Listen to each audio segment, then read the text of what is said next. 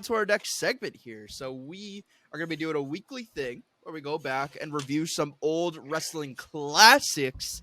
Wow. And this week, actually, you know what, Tommy T, I'll let you take the floor with this one. Yeah. Show me Shaniqua. Show me SmackDown. But yeah, we definitely came up with this idea on our own of reviewing old episodes. Didn't steal it from anybody ever. Yeah. Nope. Not once. I think we should put out a disclaimer. These are not supposed to be good episodes of like SmackDown, Raw. These are not classics. We're gonna review stuff that we find funny and like really probably cringe on like SmackDown, Raw, NXT maybe too with the past couple of years. Not maybe. WCW maybe, TNA, like all that good shit. But I decided, I honestly just looked up like what is the most random episode of SmackDown, and that was the first one that popped up. This is SmackDown from August 14th, 2003, and I think this is a good first choice. It was solid. I don't know about you guys. Oh, Yeah, it was an episode. yeah. Like before I get into like the match cards, what did you guys think of this episode? Well, for starters, this is the episode. Few things happen. We'll obviously get into. This is the episode where we had the main event was Stephanie McMahon versus A-Train. And when you sent that to us in the group chat, I thought it was legit a train. And I was like, what? Like, because you didn't capitalize the A. Yeah. It was just Stephanie McMahon versus a train. I was like, what? Yeah, that was my fault. My fault on that one. Yeah. I was like, I don't remember that. I thought, too. I was like, when's he wrestle a train? But yeah, this I'll tell you what, man. Shetler, you sent a message into our group chat that kind of summed it up. This was a dog shit episode of SmackDown, but man, it was hot though. Like they loved this in the crowd. Yeah, they loved it.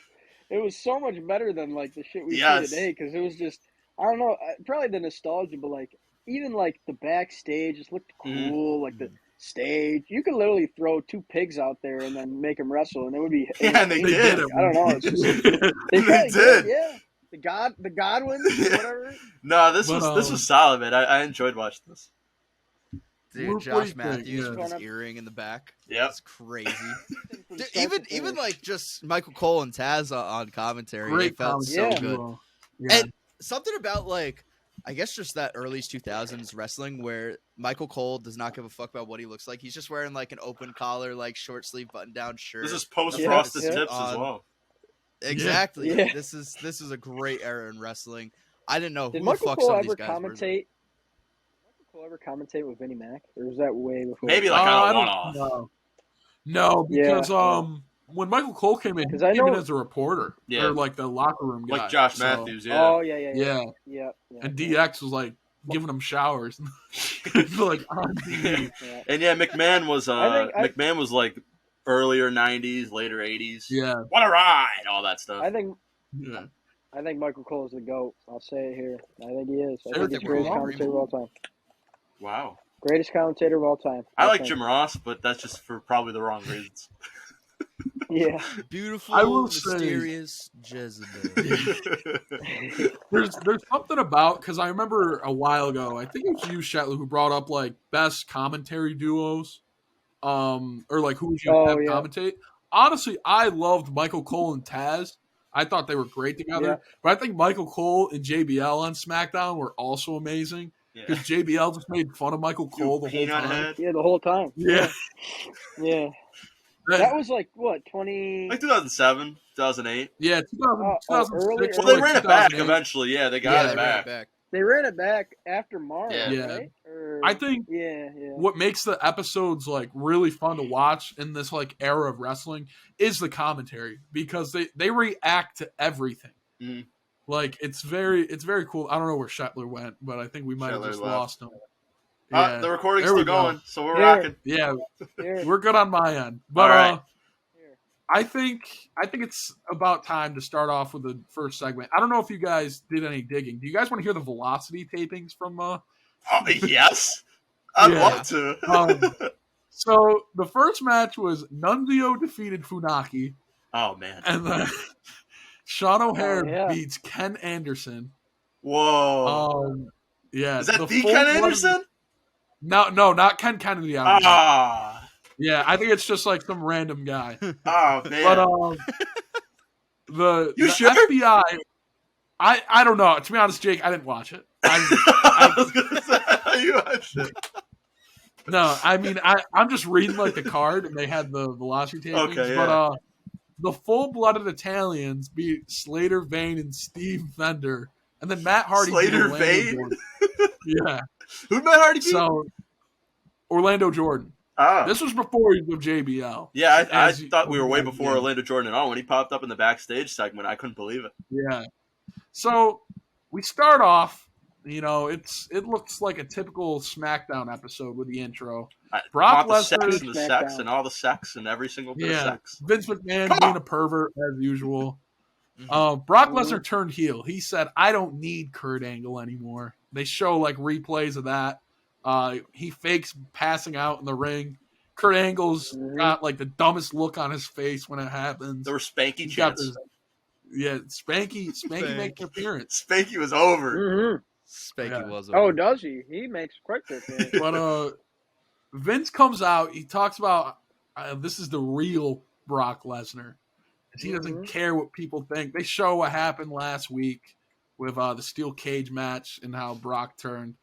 And then Stephanie McMahon comes back. And at this time, she was out for like, I think 2 months. Oh, wow. After, I think she lost a pay-per-view match to Mr. McMahon. And he like wrote her off for a few months. Oh, boy. And Stephanie was saying, you know, you got A-Train and his hairy nipple rings and are coming out beating me up. And Vince was like, "You're the worst investment I've ever made," which is crazy to He say. said the worst investment in his life was marrying her mother. Yeah. I love too. Stephanie McMahon calls somebody a slut, and Taz lately goes, "Sable." It's like, who's he talking about? Sable? Must be. And it's just Vince McMahon and Brock Lesnar just showing, yeah, we're buddy now. Yeah. And then Steph goes to slap Vince, and then Brock Lesnar, with like the reflexes of a cat dad, just grabs that arm and starts squeezing, and you just see Steph go, "Ow, ow, you're hurting me! Yeah, you're hurting me!" And it's like, well, what did you expect to happen? Vince does not give a fuck. Nah. He does not care. And it's just like, it's a great way to start this episode. I don't know. What do you guys think about this segment? It was the segment.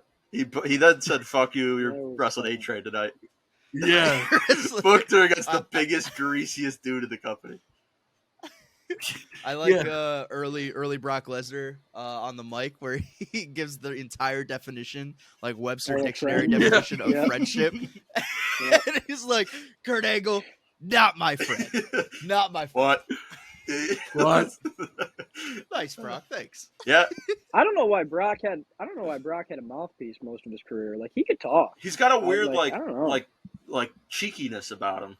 Like he he always got it, kind of. charismatic. Like he got the jokes of it. It's the facial expressions. Mm-hmm. Even with Paul, like, he'd hop on the mic at the end of Paul's promo and say, and then that would be his pro. Like you could like add some personality, you know. Mm-hmm. I feel like they did until he turned heel. Recently, they had him with some personality, doing the.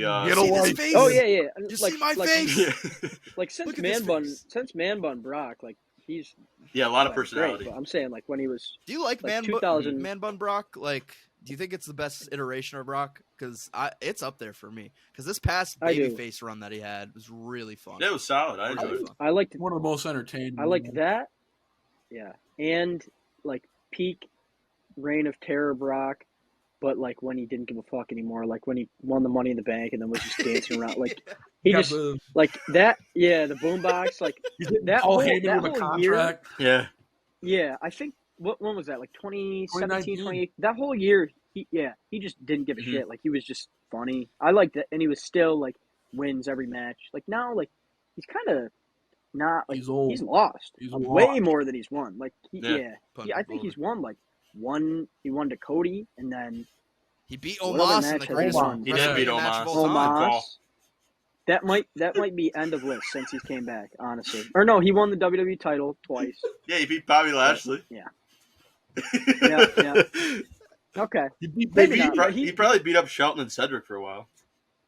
No, never Shelton. Yeah. That's his. Oh yeah, he wouldn't beat up Shelton. Yeah, good call. Good call. Except for in the Royal Cedric Alexander, nah. He treated him like Spanky.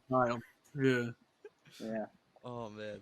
Good stuff. I will say that whole segment of Vince and Brock took like 15 minutes. To it was set so up long. Stephanie versus A-Train. It was so long. It was so long to build to that. For no reason. Because, the next thing that happens, you get, we won't go that much into it. Shelton Benjamin, Charlie Haas versus Mysterio and Billy Kidman. And this is probably Billy Kidman's best match of his career, I think. Oh, that angle with Paul London was hot, Hands dude. down. I don't know. That Paul London angle this one was a made solid him bleed. match. But I don't know what it was. Something happened on commentary. I forget what it was, but it had me pop. Because, like, Taz was making jokes about something. And I just thought it was hilarious. He says tobacco is wacko. Is that it? Yeah, that's what it is. Yeah. Because they make him do the promos for the tobacco. Yeah. He said tobacco is wacko. Yeah. I think Taz. What? This was a really solid match, though. I really enjoyed this. It was really good. I enjoyed this a lot. Dude, the Team Angle was great. Or they weren't Team Angle anymore. Haas and Benjamin. They were really good. They were still with him. It was, were they? I thought they just left him because Angle's babyface now, isn't he? It might have. Actually, you might be right. Yeah. I just know because they called them the self-proclaimed world's greatest tag team. Yeah. Mm-hmm. But yeah, I mean, honestly, that was the best match on the card. Without a doubt. Yeah. Wait, because the next one you get Danny Basham with Shaniqua. Yeah, this you get something. Shaniqua. So do you guys know who Shaniqua is? Yeah, she won Tough Enough. Yeah, she was a Tough Enough winner. This is her debut, I believe. It's the first time in the main roster. Yeah, I was gonna say this on the week prior. Yeah, but she was like a former WNBA player, right? Yeah, yeah. So like, they see this woman and they're like, "Yep, we're gonna make her just dominatrix." Yeah, dude, the entrance, man. So it cuts back, right? So that 3 minutes or that maybe 30 seconds from what we watched at the Peacock, you had a graphic that was Stephanie McMahon versus A-Train, and it was so shittily produced. It was like it was so terrible. It looked horrible, and then it cuts back to the Bashams in the ring licking Shaniqua from her hips up her body. And I was like, whoa, no way we're in this era of the Basham brothers. There's no shot. Yeah. Jim Cornette loved these two, man. This was his future. This is the future of WWE. Oh, they had some great managers because they worked with JBL after this too. I mean, they went from Shaniqua to JBL. That's the rise to the top. They had a lot going on in between. I think they got a good old demotion in between those two. And then, they got Danny Basham. I didn't even know Billy Gunn was still on the roster at this point. Billy Gunn with Tori Wilson. And I was like, what? When was this a thing? Yeah, he's the asshole. Yeah. And they played that song, and then the match lasted less than like 3 minutes. Yeah. So Rosie and all of them couldn't come out. But I just after the match, Shaniqua comes in, power bombs Tori Wilson. Yep. And I legitimately thought she might have broke Tori Wilson's neck. She killed her. Yeah. She killed her. And then you got the trailer park couple of Jamie Noble and Nydia coming down, which they were awesome. I didn't know what they. Okay. Yeah. This is pre-Brian Nydia. Yeah. So I love their whole gimmick was just. Yeah, we're trailer park kings and queens or something. They were awesome, man. I love Nydia and Jamie Noble. They did nothing, though. They got their ass kicked still. I wrote down, this is a Shield-esque breakdown. Yeah. They beat them up Shield style. The Bashams I thought I literally thought that they were going for the triple power bomb when they did it. I was like, what the fuck is going on here? But I texted you guys earlier. I texted you guys earlier because I skipped this match. I just watched the main event and the opening segment last night. I skipped this one until today. I remember texting you guys. I was like, who the fuck is Shaniqua? I've never heard of this girl once in my life. She had maybe 3 more weeks left. I'll explain after the next segment what winds up happening to Shaniqua. Yeah. So the next, which this was probably my favorite segment of the night. This was bizarre. The APA. So the APA's in the back. And they're they noticed we might need some APA protection, but no, not JBL. JBL's sitting there. That's Shelton Benjamin. That's not a female. That's Shelton Benjamin with the Basham Brothers. And it was just the funniest thing seeing him and Ron Simmons just talk back and forth about that. And he's like, no. With their prop cigars. Yeah. Farouk tries to move on, and JBL brings it back up. Farouk's like, well, yeah, she might, but hey, let's talk about this. And he goes, nah, man. He's like, we can make a lot of money tonight protecting people. Nah. This is Shelton Benjamin. It's the worst Photoshop picture of all time. Now that had to have been when Photoshop just came out. That was the worst one. But then he had a second one. It was like a full body of him. He's like, are you sure this isn't Shelton? He's like, JBL, we need to make money. Please stop bringing up Shaniqua. But then, before we go to commercial break, I don't know if you guys saw the Big Show walking out of Vince McMahon's office, strapped down, and you just hear the biggest, the one strap put him on. I'm like, oh, he just had some fun with Sable, it looks like, in Vince McMahon's office. Michael Cole was making the biggest deal out of him walking out of the locker room. Do you hear him go nuts? What could this possibly be about? Wait, can we rewind for a second? I forgot to bring this up, but the whole time in that Shaniqua segment, Taz was shitting all over her on commentary. This woman's an Amazon. This woman's a giant. Yeah, I kept calling her primal. I was like, this could not be appropriate. Vince McMahon was in the ear for that one. I wrote, Cole calls Shaniqua a freak because she's tall. Michael's like, she's a foot taller than you, Taz. He was like, well, who isn't? Great. So what wound up happening with Shaniqua, right? So they keep going with this little Basham's APA thing. Eventually, she just gets clotheslined from hell. Like JBL just hits her with a clothesline, and she never comes back. She's gone. He had to figure out if she was really Shelton. Yeah. Had to figure it out. We never found out because she left. She's got like 3 more weeks left in her contract, and then she's gone. She got her 90 days. And then they did not. Dude, these tough enough people, they gave no chances to. Johnny Nitro was the only one. Maven. They were like, all right, go down to OVW. Yeah. No, yeah, so she didn't have that much time left in her WWE life. They do the Big Show versus Undertaker, which I don't think I've ever gotten excited for a Big Show Undertaker match. I don't know about you guys. Or a Big Show match in general, honestly. Or an Undertaker match, if we're being honest. This was probably one of the worst matches I've ever seen from these two. It was so boring. And then the whole thing is Undertaker's got bad ribs. A-Train beat him up with the lead pipe and stuff, and he's got him bandaged and everything. But it takes like 20 years for them to get to the actual spot where Undertaker hits Big Show into the crowd, and then they're coming back. And you just see Undertaker lay down on this goddamn barricade for like 10 seconds. I'm like, why is he just laying there? And then A-Train, full sprint 2x4, hits him in the back, and I'm like, oh my God, this is what they set up this whole match for? Yep. I don't know what the 2x4 was. Yeah, I mean, it's just like, wow. Then he gets counted out. I just want to get it over with after that. Yeah. It was I got a little pop out of seeing A-Train running away through the crowd. He just looked so funny when he was waddling away. And then they showed it 100 times on replay. Yeah. As if we didn't miss it. To put this into perspective, right? The WrestleMania match this past year for The Undertaker was The Undertaker versus Big Show and A-Train.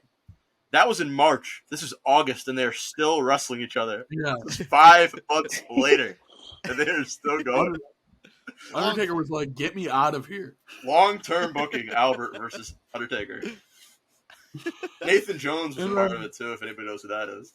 Yeah, and then Undertaker was like, I'm not working with this goddamn Nathan Jones. Yeah, the FBI laid him out in the shower. Day of WrestleMania. He made a run and hit the shittiest spin kick of all time with Fred Durst in the background, double bird in the crowd. It was. They got the American flag up behind Taker with Rose. He's already got a new theme by this point. They're already done with Fred Durst. He did. Great theme. That's his best theme song. It is. You've done it now. You're gonna pay. Oh, okay. I thought you meant the Limp Bizkit. The Limp Bizkit one. I mean, it's the best song he's ever had. That one too. No, I mean you've done it now. You're gonna pay. That's his best theme song. Yeah. You're not a gong guy. I like Ministry gong. I don't like regular that's gong. got like the Ministry one's got like a beat to it. Yeah, like, it's got some ball. Yeah. It's got some attitude there. It does. Got some pizzazz. But you know, Undertaker gets taken out, and then you see him backstage on the ground with the EMTs, and he's like, "Can't you just cut this tape off already?" He's yelling at them. He's cutting up all the tape. Yeah. The EMT's like, "You got to stop moving." Anytime they touch him, he screams. Yeah, he's like, he gets better. Oh man! And then we get Tajiri versus Rhino coming up next. Which the good thing about this is Eddie Guerrero and someone who shall not be named is on commentary, and we're only supposed to get Eddie on commentary because Eddie's the United States champion, and then his best friend in real life comes down and he starts breaking his balls about how he tapped, and Eddie's like, no. I did not tap. No. Rapid Wolverine. Yeah. he's just getting Eddie so pissed off that like I'm paying attention more to the commentary than I am to Tajiri and Rhino. Yeah. Dude, Eddie's reason for tapping out to Benoit is because he saw a cockroach near him and he was trying to kill it. Eddie Guerrero. They who did he tap out Benoit a couple weeks before. Or I'm sorry, somebody who shot me named. He tapped out to Voldemort.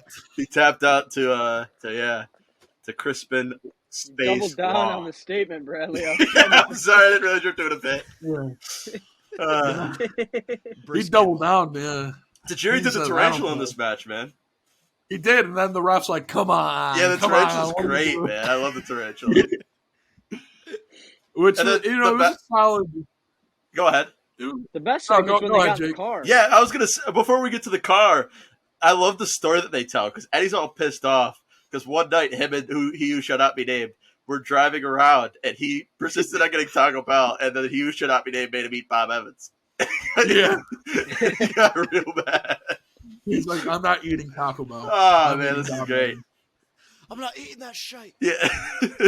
Then Shetler, they get into a car. Yeah. They get into the car, and Lord Voldemort is just going, make it bounce. He's like, come on, I'm ready for the show. Make it for the show. Yeah. And then Eddie just walks out of the car. He gets so like, mad. Yeah. He just walks out of the car. He's like, I'm leaving it there. Yeah, he just leaves it there. Walks back. Yeah, that was great. That was top 10 segment of the night. Well, I mean, it's that was not hard the progressive to flow of match of the night. Yeah. The best segment's coming up. Oh yeah, I think. Yeah, right? That was Gowen versus John Cena. John Cena. And does anybody have the rap written down? Because I do. I don't have the rap written down. No. All right, I wrote it down verbatim. Here we go. 10. Yeah, let's hear it. Can you recite This is ridiculous. Zach Gowen versus me. 2 minutes ago, you wanted my autograph on a Word Life ringer tee. Are you stupid? I just beat The Undertaker, man. I can handle the last ride. You can't handle the last stand. Only offense you got is a plastic leg drop. And whether you like it or not, homie, you feeling hip-hop. You still good for two things, and one's being a waste of space. The other's being a perfect partner in a 3-legged race. We got something in common, Zach, but I could pull off the trick. I got one leg. I don't need a fake. I put a boot on my dick. Two guys at the end go, I like dick. My favorite one was Michael Cole. Oh, yeah, real classy. Thanks, John. John, what a He was giving the Dom Mysterio treatment. This piece of shit. Yeah. Did you see?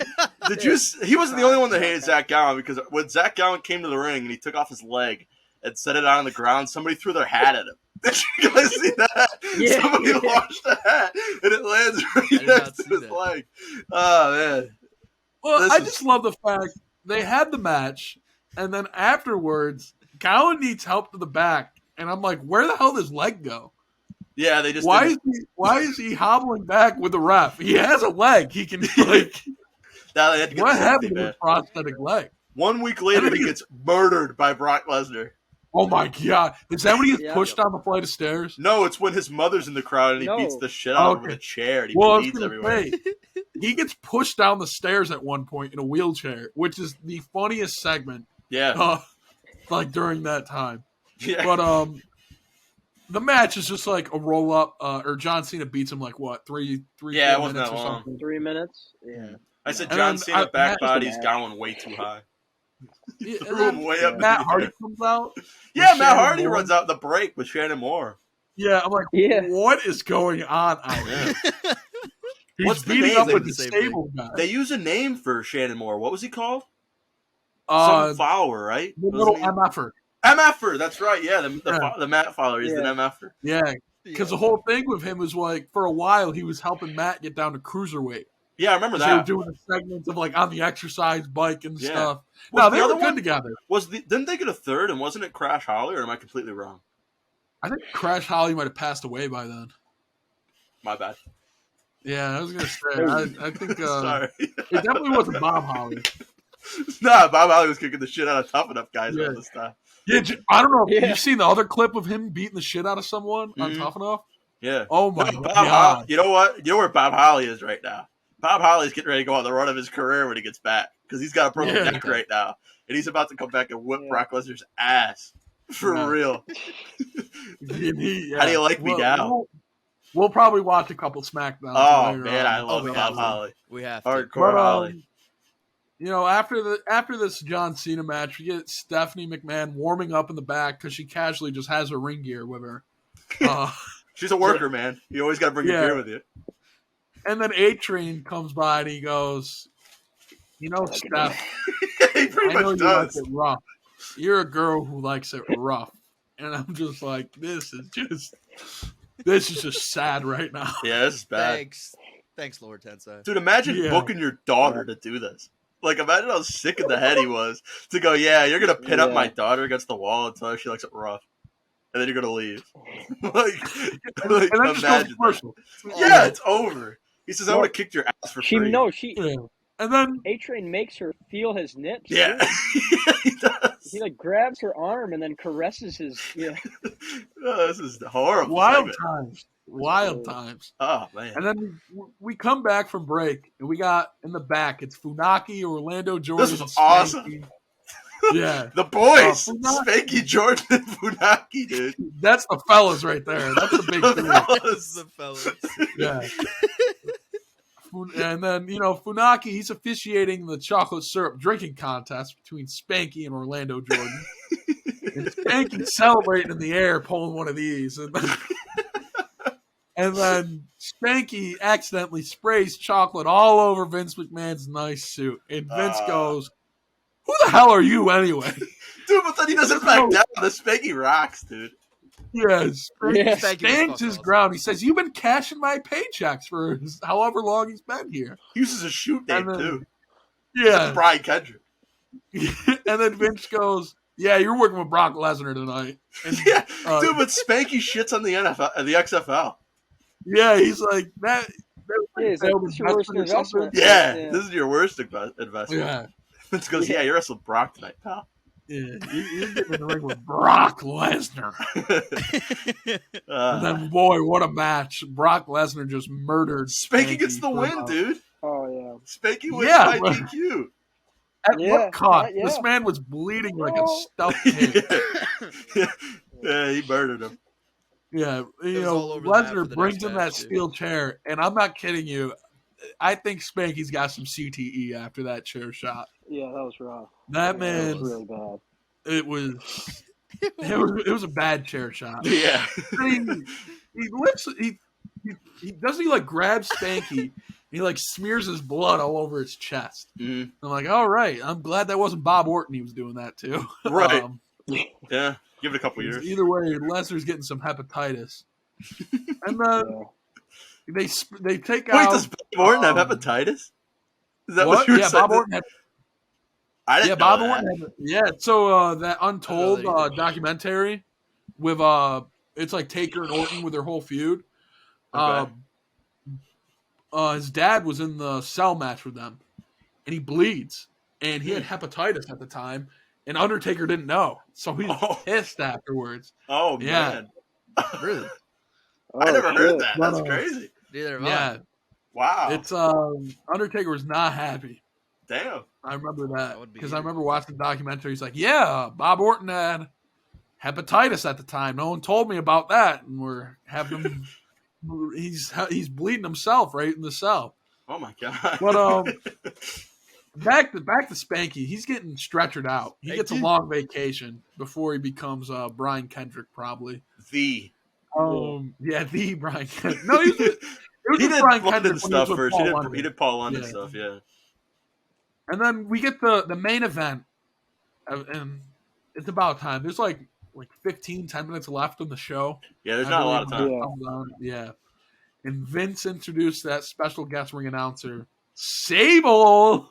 His little mistress.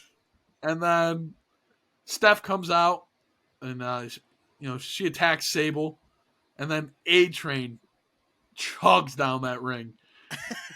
Yeah, he books it. The most oily man. This man was he was preparing for the 40-yard combine for the NFL. Okay. I mean, he was booking it with that other segment, and now he's booking it down to the ring. This match in general is awful. It's not even a match. So it's not even a match. No. I'm surprised Steph took as many bumps as she did. Yeah. That one. Steph took a huge splash on the corner of the ring. Even before that, he took her right by her head and just tossed her. Yeah. But you got Vince and Sable sitting ringside, and they're like, "Oh yeah, up, bring her up, drop her down, A-Train." Just their reactions overall. No, he did the old Batista. Yeah, he did. Give him the fist. And... He did. This is right around Gladiator time, I believe, isn't it? Yeah. Yeah. I think it is. Yeah. And then, A-Train wins, and then Undertaker comes out and brawls with A-Train. This is how we're going to end this show. Yep. And then it's one of the worst brawls I've ever seen. Yeah. It was awful. And then Big Show comes out, and, he hits Undertaker with a steel chair and those ribs. Which very lightly. Undertaker's wearing, the weirdest shirt I think I've ever seen. Was he? I didn't catch this. It's like a dress shirt. It's like a baseball. Yeah, I don't even know. It's like a baseball jersey, but like a biker shirt. Yeah. Set up, but he's got it not buttoned at all, so it's just flopping around. And Big Show comes in, hits him with the chair, and then they just beat up the two of them, and then the show's over with McMahon and Sable entering the ring and kissing over Stephanie McMahon. Oh, this guy's got to go to jail. This Vince McMahon guy's got to go to jail. I'd agree. Oh, man. Totally unrelated. Have you seen the picture of Kane in the blue Nike jumpsuit before episode of Raw? Yeah, the whole Undertaker clothes just made me think of that. No, I need to look. Imagine just seeing him come out of the airport when he's supposed to be the most menacing, and he's just got a blue Nike jumper. Well, they hadn't seen his face yet, I don't think, or have they? Yeah. Have they? No, he was full mask, but he just had a blue Nike tracksuit over his full. Oh, he was pimping. Blue Kane. You seeing that, Luke? I gotta look this up. Blue Kane. My man was the blue leading. The Blue Demon Jr. Most fire fits, and he had the full singlet on under it too, in full mask. It was fire. Hold on, Kane. Jumpsuit Kane. A little over this image. Oh, I just got a bunch of pictures of women in jumpsuits, so I'm not going to look this up anymore. Wow. That's what I'm going to Google. Luke, would you Jumpsuit Kane. Jake? Jumpsuit Kane. It's in my search history. I'm going to give you one more chance. Dude, this... Luke, what'd you look up to find it? I looked up Kane blue Nike jumpsuit. Oh, Kane blue.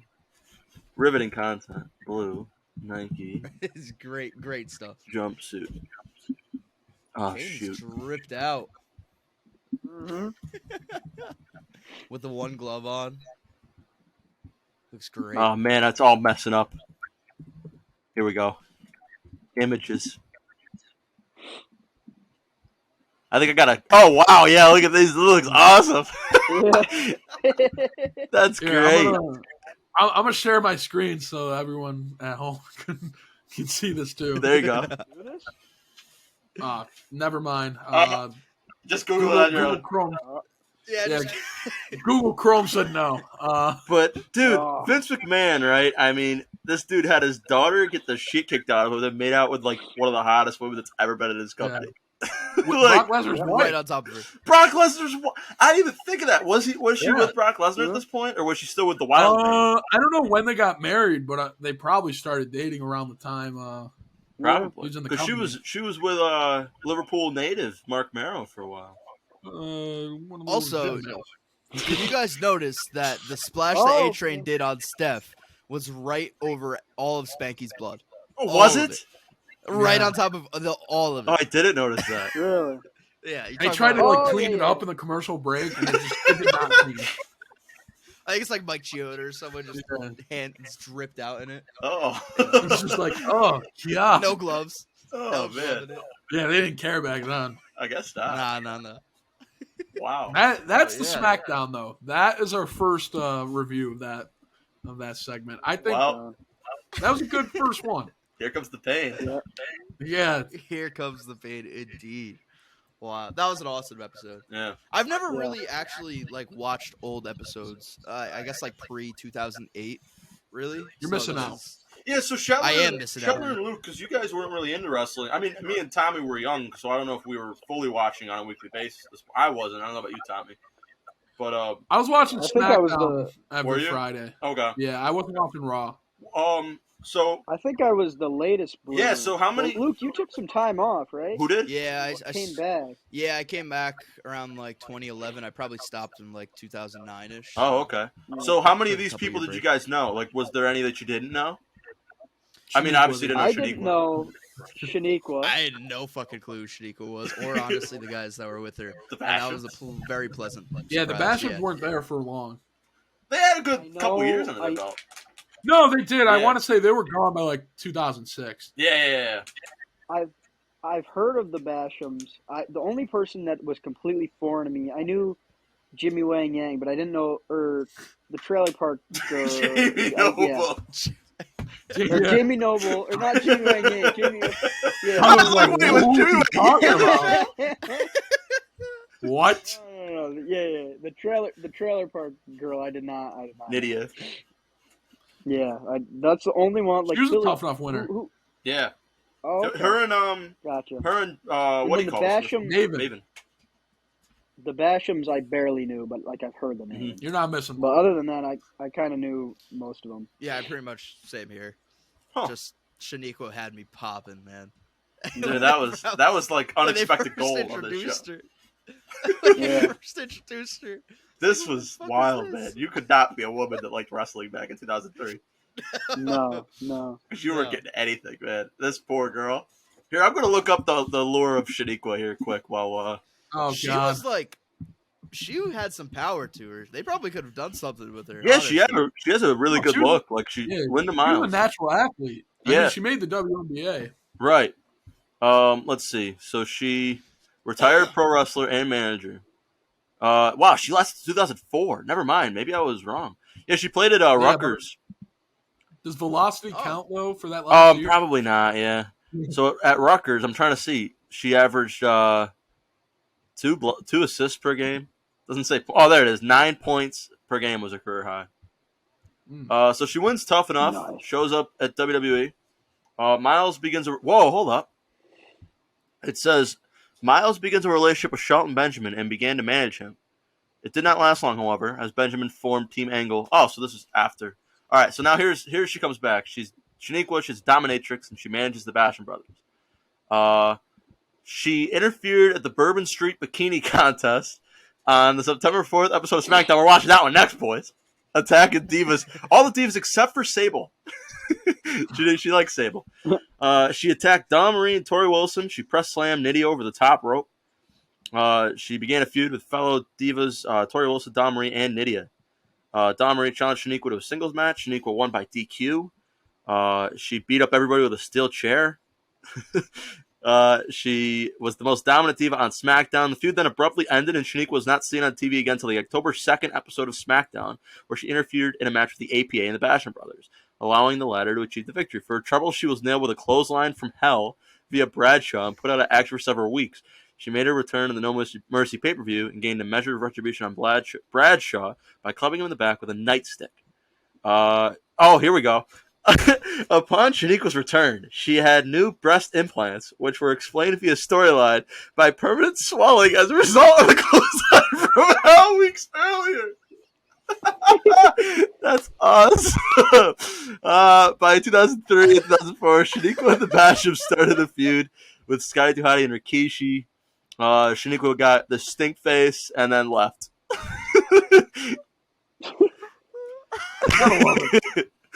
That's great. That's awesome. She's now a college basketball referee.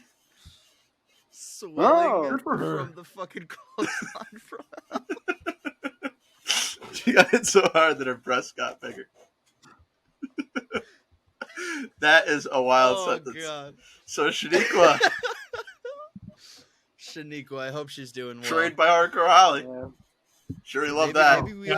Maybe number 30 in next year's Women's Rumble. Dude, imagine. We'll be better her than Nia Jax. Way better. Dude, I forgot that she came back, honestly. Yeah, whatever happened to her? They hit the music too early. That was awesome. I was pissed. But, yeah, I guess that wraps up episode 1 of the Off the Top podcast. We thank you guys for listening.